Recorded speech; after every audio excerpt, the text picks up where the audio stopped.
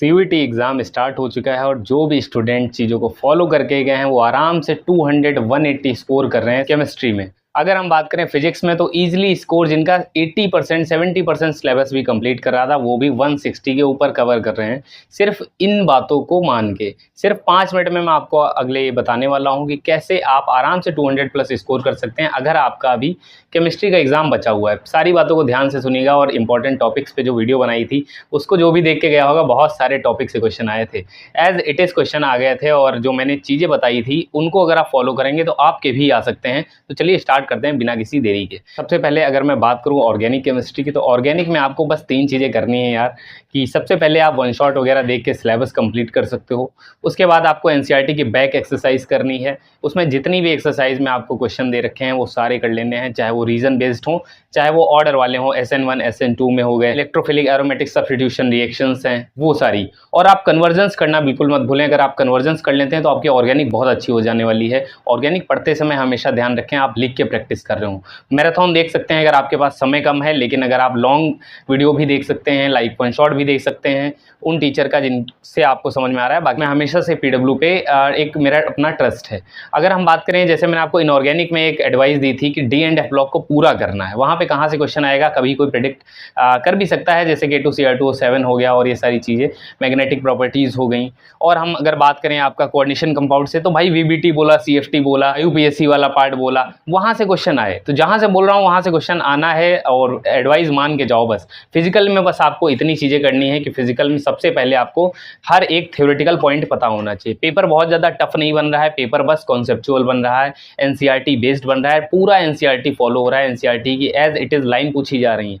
इसके लिए हम क्या करें भैया, CBSE बोर्ड के जो वन शॉट NCERT वाला पे पढ़े हैं उसको भी देख सकते हो, क्योंकि जो भी स्टूडेंट सिर्फ न्यूमेरिकल पे फोकस कर रहे हैं और सिर्फ क्वेश्चन करे जा रहे हैं और उसके बैक ही बैक आप थ्योरी भूलते चले जा रहे हैं, तो वो एक बहुत ही बड़ा ड्रॉबैक है। क्योंकि थ्योरेटिकल क्वेश्चन स्टेटमेंट वाइज हो चाहे थ्योरी आपके डायरेक्ट क्वेश्चन हो, बहुत सारे क्वेश्चन डायरेक्ट आपको देखने को मिलते हैं। अगर मैं आपको ओवरऑल बता दूं तो 50 में 30 क्वेश्चन आपको इजी देखने को मिलेंगे, न्यूमेरिकल कम देखने को मिलेंगे। जो भी न्यूमेरिकल आ रहे हो फॉर्मूला बेस्ड हैं, कई बार डायरेक्ट फार्मूला पूछ लिया जा रहा है।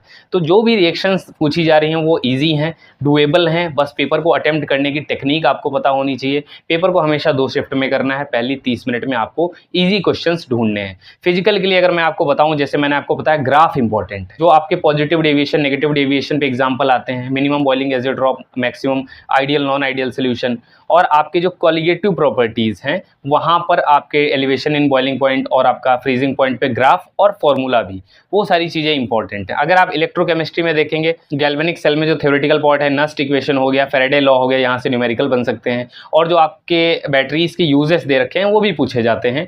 और वहीं अगर हम बात करें केमिकल काइनेटिक्स में, तो केमिकल काइनेटिक्स में जैसे मैंने आपको बताया first order, zero order, molecularity and order के बीच का डिफरेंस, तो ये सारी चीज़ें इंपॉर्टेंट हैं, आप आराम से कर लोगे। अरेनियस इक्वेशन का ग्राफ भी ध्यान रखना है और फॉर्मूला भी ध्यान रखना। इतनी चीज़ें जो करके जा रहा है आराम से 200 प्लस स्कोर करेगा। बस एक चीज़ ध्यान रखना कि भटकना नहीं है, डेली डेडिकेटेड होकर 3-4 घंटे पढ़ो। और अगर आपका सिलेबस नहीं कवर है तो सबसे पहली प्रायोरिटी आपकी होनी चाहिए सिलेबस को कवर करने की।